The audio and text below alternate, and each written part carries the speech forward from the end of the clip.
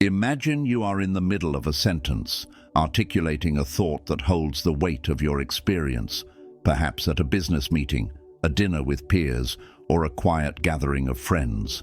Your voice is not merely sound, it is a reflection of your internal order. Suddenly, the air is cut. A voice, sharp and unbidden, steps over your words, hijacking the narrative and forcing your presence into the background. In that precise microsecond, a biological switch flips within you. Your pulse quickens, a rush of heat rises to your face, and a primal instinct screams at you to fight back. The average person succumbs to this heat. They battle for airtime, raising their volume and accelerating their pace to drown out the intruder. They fight noise with noise, but in doing so, they look desperate and insecure. They have allowed an external event, the lack of discipline in another, to shatter their internal sanctuary. The alchemy of the void. The Stoic Fortuner does not fight noise with noise. They enter the void. We are here to deconstruct the art of handling these disruptions, not through the crude tools of aggression, but through the supreme power of silence and selected, strategic speech. We must recognize that every reaction is a form of surrender, while a deliberate pause is a sophisticated form of domination. To master your dignity, you must first decode the binary frame of the interaction. On one side stands the insecure interrupter, a figure who is volatile and terrified of the void. To them, a pause in conversation is a vacuum that must be filled with the frantic debris of their own ego. They do not interrupt because they are strong. They interrupt because they are desperate for validation, mistakenly believing that dominating the airwaves equates to dominating the room. On the opposite side stands the Stoic Observer, unmoved, calculated, and dense with presence. The observer understands that true power does not scream, it whispers, reclaiming the spotlight. When you are interrupted, the trap is to believe you have been defeated or that you have submitted by stopping your speech. We must reframe this immediately. Stopping is not submission. It is a tactical trap. This is what we call weaponized silence. By cutting your sentence off with razor-sharp precision the moment they speak, you hand them the spotlight entirely, but you do it while they are stumbling. You leave them alone in the room with their own rudeness, forcing them to fill the awkward space they have created. As the philosopher Zeno of Sadium reminded us, we have 2 ears and 1 mouth for a reason. The ability to wield silence is a sign of superior character. Before we explore the 6 core lessons of this transformation, you must commit to this internal command. I will master my tongue, so I remain the master of my soul. When you refuse to be rattled, you win a victory far greater than any argument. You win the victory of composure. Lesson 1. Weaponized silence and the spotlight shift. In the theater of human interaction, we often mistake speed for power. We believe that to be quick on our feet or to have the final word is to be the victor. But the Stoic Fortuner understands a more profound psychological reality. True authority is not found in the noise you make, but in the space you are willing to leave empty. When someone interrupts you, they are not just taking your turn to speak. They are attempting to hijack your internal order. Most people respond to this by rushing, speaking faster, louder, and more frantically to reclaim the floor. This is a surrender. It signals to everyone watching that you are reactive, that your peace can be stolen by the mere sound of another's voice. To move with the dignity of the ancients, you must learn to deploy weaponized silence. The dynamics of the spotlight. Think of every conversation as a stage with a single intense spotlight. When you are speaking, the light is yours. When someone interrupts, they are desperately trying to grab that light for themselves. If you fight them, The audience sees two people wrestling in the mud for attention, and both look equally diminished. However, if you immediately stop the very millisecond they speak, cutting your sentence off with razor-sharp precision, you perform a tactical maneuver that leaves them exposed.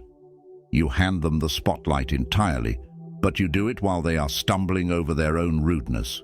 You leave them alone in the room to fill the awkward space they have created. This is not a sign of weakness. It is the ultimate display of self-control, the wisdom of Zeno. Zeno of Sadium, the founder of Stoicism, famously remarked that we have 2 ears and 1 mouth so that we may listen more than we speak. This was not a call to be a passive doormat. It was a reminder that the compulsion to speak is often a leak in one's self-control. When you are interrupted, do not view the other person as a threat to your status. View them as a cautionary tale, a person so enslaved by their own ego that they cannot bear the weight of silence. By remaining silent, you are not fading away. You are waiting for the noise to subside so that when you do speak, your words carry the mass of a verdict rather than the air of a suggestion. Practical exercise, the sharp cut. To integrate this lesson into your character, you must practice the physical act of the sharp cut in your daily interactions. The instant halt. The next time a voice overlaps with yours, stop speaking mid-word. Do not finish your thought. Do not say, "Excuse me." Simply vanish from the audio landscape. The unshakable gaze. While they speak, maintain total physical stillness. Do not sigh, do not roll your eyes, and do not look away. Look directly at them with a neutral, calm expression. The sovereign second. When they finally finish, often trailing off because they feel the lack of friction you are providing, wait 1 full, deliberate second of silence. The resumption. Say, "As I was saying," and pick up your sentence exactly where it was severed, as if the interruption were nothing more than a passing cloud. By practicing the sharp cut, you teach the world that your presence is a constant, and the noise of others is merely a temporary distraction that cannot alter your course. Lesson 2. The logic of the binary frame. To master the art of composure, you must first understand the landscape of the interaction. In every disruption, there is a binary frame, a division of 2 opposing psychological states. On one side sits the insecure interrupter, and on the other, the Stoic Observer. By identifying which role the other person is playing, you can detach your emotions from their behavior and respond with the precision of a strategist rather than the heat of a victim. Decoding the insecure interrupter. The person who cuts you off is rarely as confident as they appear. In reality, the interrupter is often volatile and terrified of the void. To them, a pause in conversation is a vacuum that must be filled with their own ego. They interrupt not because they are strong, but because they are frantic for validation. They operate under the delusion that domination of the conversation equates to domination of the room. Once you see their interruption as a leak in their self-control, a sign of a character flaw rather than a position of power, their ability to rattle you vanishes. You stop seeing a threat and begin seeing a cautionary tale of a lack of temperance. Embodying the Stoic Observer. The Observer is the archetype of the Stoic fortuner. This version of yourself is unmoved by the frantic energy of others. You understand that true power does not scream, it whispers. While the interrupter is performing under the weight of someone else's judgment, you have already chosen yourself. When you adopt the role of the observer, you see the mirror. You recognize that when you give an interrupter nothing but a mirror reflecting their own volatility, they often become unsettled. You protect the sanctuary. Your goal is not to win a petty argument, but to protect your inner sanctuary. You master the pulse. You recognize the biological instinct to fight back, but you choose to remain the sovereign master of your soul instead. Practical exercise: the archetype audit. To sharpen your positional intelligence, perform an archetype audit during your next social or professional engagement. The silent label. When someone interrupts or speaks over you, do not react. Instead, silently label them insecure interrupter. This clinical labeling helps you detach emotionally. The frictionless check. Observe if you feel the urge to compete for the floor. If you do, remind yourself that competing for airtime is wrestling in the mud. The power yield. If the interrupter is a repeat offender, use the benevolent yield. Say, "You seem very passionate about this. Why don't you start, and I will follow." Observe the collapse. Notice how, when you remove the friction of resistance, the interrupter often has less to say. The thrill of the interruption is gone because you refuse to play the role of the submissive. By mastering the binary frame, you stop being a participant in the chaos and become the anchor of the room. You allow others to reveal their desperation while you remain immovable. Lesson 3. The Sovereign's Vocabulary. True presence is not merely about the absence of speech. It is about the surgical precision of the words you choose to release. When you have mastered the internal biological switch, you no longer speak out of a need to be heard, but out of a commitment to the truth of the moment. In the Stoic Fortuna aesthetic, your vocabulary acts as a boundary, firm, elegant, and immovable. To reclaim your authority from an interrupter, you must utilize phrases that appeal to the Stoic virtues of justice and temperance. These are not comebacks intended to humiliate. They are logical anchors that ground the conversation back in reality. Strategic phrases for sovereign command. The following phrases are designed to be delivered with a flat, downward inflection, a statement of gravity that signals you value your own words enough to protect them. The benevolent red carpet. I noticed you have something to say. Go ahead, I will wait. This removes the tension the interrupter was pushing against.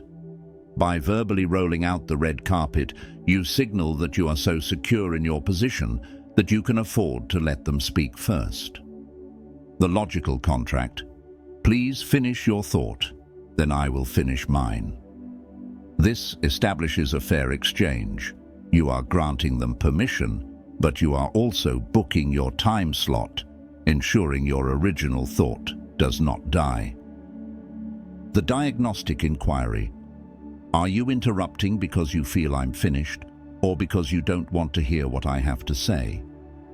Reserved for repeat offenders, this forces the interrupter to examine their own subconscious drive and engage their rational mind. The sovereign pause. I'm going to pause you there for a second. I wasn't quite done. Use this with a calm, low-frequency voice to hold a boundary. It is not an accusation, but a clinical report of reality. The power of the label. One of the most elegant tools in the Stoic Fortuna's arsenal is the benevolent yield, combined with psychological mirroring. By saying, "You seem very passionate about this. Why don't you start and I will follow?" You are subtly labeling their interruption as an excess of emotion. In the Stoic view, allowing emotion to override reason is a weakness. By pointing out their passion, you highlight their lack of control while positioning yourself as the generous, composed observer. Practical exercise, the inflection audit. To ensure your words carry the weight of a verdict rather than a request, practice your vocal delivery. Eliminate the question tone. Record yourself saying the phrases above. Ensure your voice does not rise at the end of the sentence, which signals a search for approval. The low-frequency hold. practice dropping your pitch and slowing your rhythm. Speak as if your words are conclusions, not ideas up for negotiation. The No Softer challenge. Remove all preambles such as "I'm just sharing" or "I might be wrong." State the phrase directly and let it hang in the air.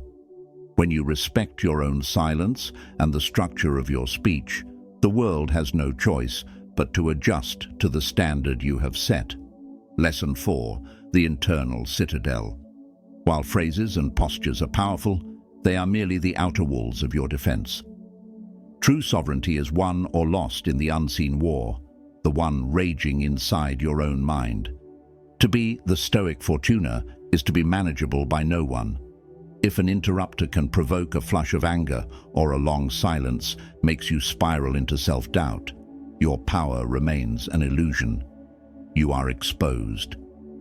Reconstructing the sovereign mind. Most people's emotions belong to everyone around them. They melt at a compliment and break at a subtle insult. To reclaim your soul, you must stop acting out of impulse and begin to calculate. In Stoicism, your mind is a citadel, and only those you choose are allowed past the gates. The diagnostic shift. When met with an interruption or an insult, do not defend yourself. Instead, watch, ask, what are they aiming to extract from me? What insecurity are they hiding behind this attack? Decoding flattery. If someone praises you to soften the blow of an interruption, do not bask in it, decode it. What is the motive behind this praise? Weaponizing the chill. If someone goes silent to make you feel uncomfortable, do not crumble. Grow colder. Let that quiet become your blade, not your bruise. Destroying the need for validation. The core flaw that makes you controllable is the urge to be understood. The desire to explain yourself or be recognized is the chain that binds you to others. You were not built to be decoded. You exist to shape your environment with purpose and precision. By destroying the reflex to respond emotionally, you turn your internal state into a tool. Practical exercise, the Intel log. To build your citadel, you must treat every social friction as data rather than a personal wound. Identify the trigger. The next time you are interrupted, notice the physical twitch of your ego. The clinical observation. Mentally log the event. Person X is exhibiting a lack of temperance to gain the spotlight. The emotional logic bridge. Remind yourself, I am not here to win a shouting match. I am here to maintain my dignity. The zero reaction response. Deliver your selected phrase with the weight of the ancients, remaining unmoved by their response. When no one can steer your emotions, they can only witness your moves and quietly dread your next one. You become unignorable because you are immovable. Lesson 5. Rejection as positional intelligence. To the unrefined mind, rejection is a wound, a stinging reminder of inadequacy that causes one to shrink, apologize, or beg for re-entry. But to the Stoic Fortuna, rejection is not personal. It is positional intelligence. It is a diagnostic report from the world, revealing exactly where you were too available, too eager for acceptance, or where your value was not yet undeniable. When a door is closed on you, the servant within spirals into self-doubt. The sovereign self, however, makes the entire room colder. You understand that you weren't turned down. Rather, those individuals simply lost the privilege of your proximity.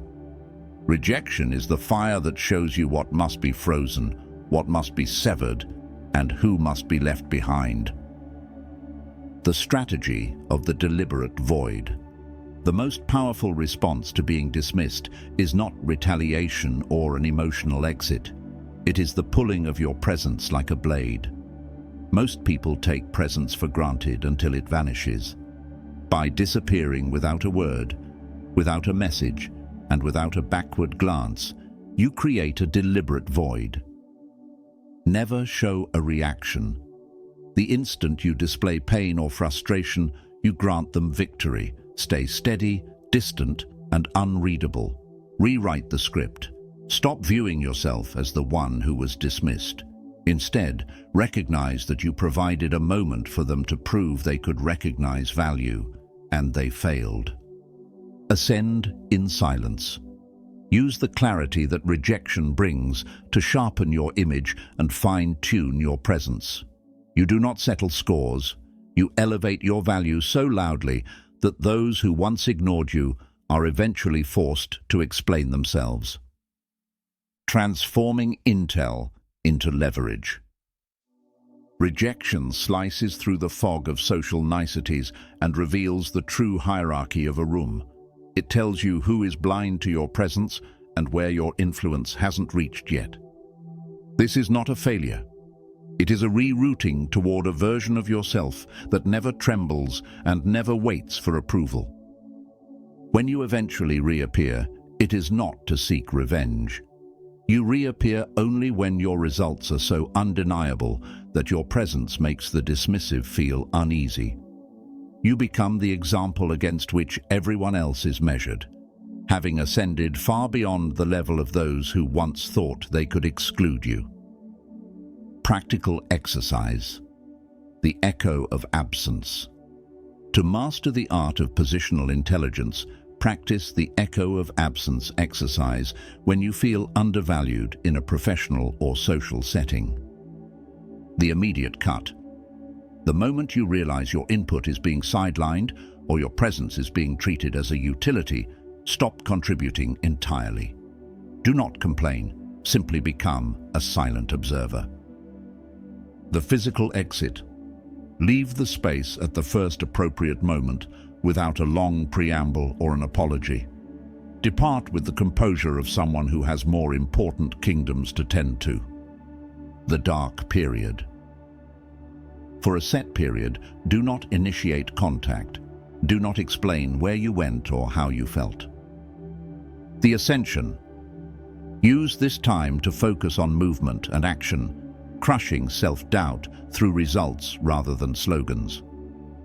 By withdrawing your energy, you force the environment to recalibrate without you. You are teaching them that your presence is a premium, not a permanent fixture. Lesson 6. The final evolution, becoming the standard. The journey of the Stoic Fortuna reaches its peak, not when you learn to react perfectly to others, but when you cease reacting entirely because you have become the gravitational center of your own world. This is the final evolution, the transition from the person who adjusts to the room to the person who is the standard the room must adjust to. You have moved from a defensive posture to a state of absolute sovereign presence, from chasing to being pursued. Most people spend their lives in a state of subtle pursuit, chasing approval, chasing the flaw in a conversation, chasing a sense of belonging. The moment you stop chasing, you become a magnet. In the Stoic tradition, the sage, or the master of self, does not plead for space. They occupy it. The weight of being limited. By speaking less and choosing your moments with surgical precision, you become a limited resource. People naturally value what is rare. When you are quiet, intentional, and unreachable, others begin to feel the weight of your silence and the privilege of your speech. Rewiring identity. You are no longer the agreeable person who is easy to figure out or easy to shake. You have become the individual others observe in silence, wondering what you are thinking, because you have mastered the art of being unreadable. Setting the frequency. You no longer walk into a room hoping to be embraced. You walk into a room and set the frequency. If the room is loud and frantic, your stillness forces a recalibration, the domination of stillness. This final stage is about mental, emotional, and psychological domination, not over others, but over the chaotic impulses that once ruled you. Legends do not explain themselves. They do not plead for a turn to speak. They exist, and the world adjusts around them. When you embody the Stoic Fortuna, you understand that your dignity is not something that can be taken by an interrupter or a dismissive peer. It is something you can only surrender, and you have decided, once and for all, that you will never surrender it again. Practical exercise, the standard audit.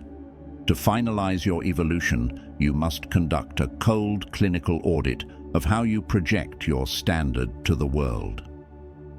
The proximity check. Look at your social circle. Are you surrounded by insecure interrupters? If so, do not try to change them. Simply withdraw your energy. Spend more time in your own citadel than in their noise. The 70-30 rule. In your next 3 meetings or social gatherings, aim to listen for 70% of the time and speak for 30%. When you do speak, use the verdicts we practiced in Lesson 3.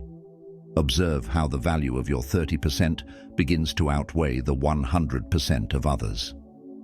The final command. When you feel the old urge to fill the void or explain your value, stop, breathe. Let the silence hang until it becomes uncomfortable for them, not you. Conclusion. The weapon of composure. You were not meant to blend in or to be a trained pet that twitches at the slightest hint of criticism. You were made to shift the balance of the room, to leave echoes in the memories of others, even when you say nothing at all. Starting today, you are the weapon. You are the stillness in the storm. You are the Stoic Fortuna. Stand tall, remain sovereign, and let your silence speak as loudly as your words. Conclusion. The weapon of composure. As we conclude this transformation into the Stoic Fortuna, we must recognize that we are not merely adopting a new set of social tactics. We are undergoing a fundamental reconstruction of the self. We are moving away from the frantic, reactive noise of the world and toward a state of architectural stillness, a presence that does not need to fight for space because it is the space. The final seal of sovereignty. You have learned that silence is not an absence, but a dense, strategic presence. You have learned that being interrupted is not a defeat, but an opportunity to reveal the lack of discipline in another while showcasing the unbreakable order within yourself. You have moved beyond the need for validation, understanding that your dignity is a sovereign territory that no one can enter without your consent. The Stoic Fortuna stands as a lighthouse in a storm. While others are tossed by the waves of their own impulses, you remain fixed, providing the light by which others must navigate. You do not explain your value, you embody it. You do not plead for respect, you command it through the quiet finality of your actions. The path forward, living the standard. The transition from being a utility to becoming the standard is now complete within your mind. But philosophy is not found in words, it is found in the living. As you step back into the world, carry this weight with you. The presence of the unspoken. Remember that the person who speaks least often carries the most authority. Let your silence be the canvas upon which others reveal their character. The victory of the pause. When the world attempts to rush you, to interrupt you, or to dismiss you, use the sovereign pause. Let the noise settle. Wait until the air is clear before you offer your verdict. The internal citadel. Protect your peace with clinical detachment. View the volatility of others as data, not as a personal wound. Final command. You were not born to be a background character in your own life. You were not designed to be a trained pet that seeks approval for every move. You were made to shift the balance of the room, to tilt the environment toward reason and composure. If you are ready to stop being manageable by the opinions of others, mark it. If you are ready to move with the precision and authority of the ancients, commit to it. This is no longer a script, it is your strategy for existence. From this moment on, you are the weapon. You are the stillness. You are the Stoic. Stand tall, remain sovereign, and let your silence speak as loudly as your words.